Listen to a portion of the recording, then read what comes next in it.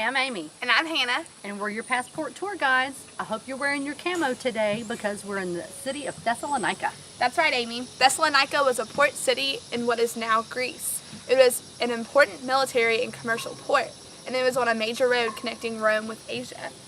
Thessalonica was about 100 miles from Philippi, too. Remember the jail in Philippi? Yes, I'm still trying to forget it.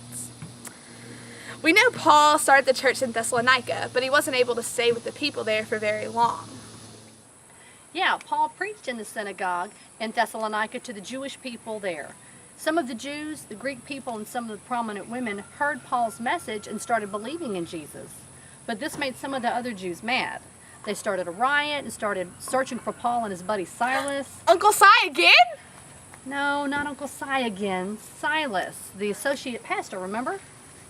Anyway, the angry mob couldn't find Paul or Silas, so they drug out Jason, the owner of the house where Paul and Silas were supposed to be staying, and they made these terrible accusations against him and some of the other believers. Well, the mob said Christians say Jesus is king instead of Caesar. And that's a big deal because saying someone other than Caesar was king was treason. Yeah, it ended up that Jason and the other believers posted bond and they were let go. Well, what happened to Paul and Uncle Si? Paul and Silas waited until it got dark. They went back that night, slipped out of Thessalonica, and made a run for it out to the town of Berea, which was not far down the road.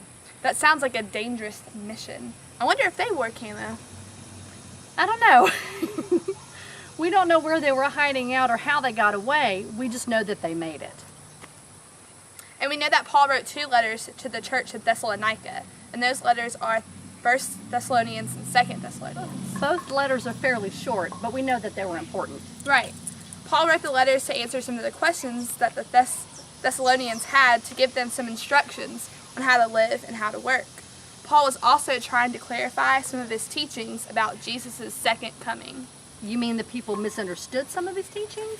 Yes, and we still have misunderstandings in the church today. Paul told the Thessalonians that Jesus could return at any time, and the Thessalonians thought that meant tomorrow or next week. So some of them quit their jobs and just sat around and started to wait for Jesus. Paul's second letter to the Thessalonians told them to get back to work. That's right. Paul said we shouldn't be lazy. We should work and never get tired of doing good. You know, Hannah, I just had a really sad thought. Oh no, what's that? Well, I've had so much fun this summer giving these tours to all these ancient cities, but this is our very last stop on the tour. It is our last stop. And I knew you were going to be sad, so I put together some pictures of our tours, so you'll be able to relive our travels anytime. Take a look. Oh, that sounds even scarier. I know, right? Good. We're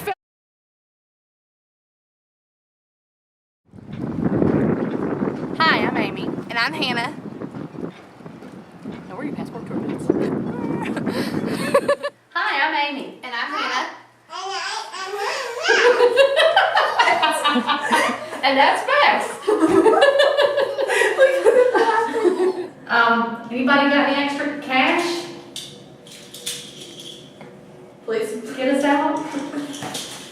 The walls are closing in. Where'd that key go? Where's the key? I'm in.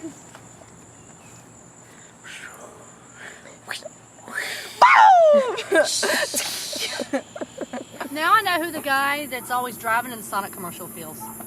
Yeah. Why? Because you're the weirdo. I said why. Can we have her 27 milkshakes, please? Hannah, that is so sweet. Well, our tour of Thessalonica is coming to a close. You'll have lots to explore with this military and commercial capital. Yep, and as always, we'll be here sticking around for questions and tips.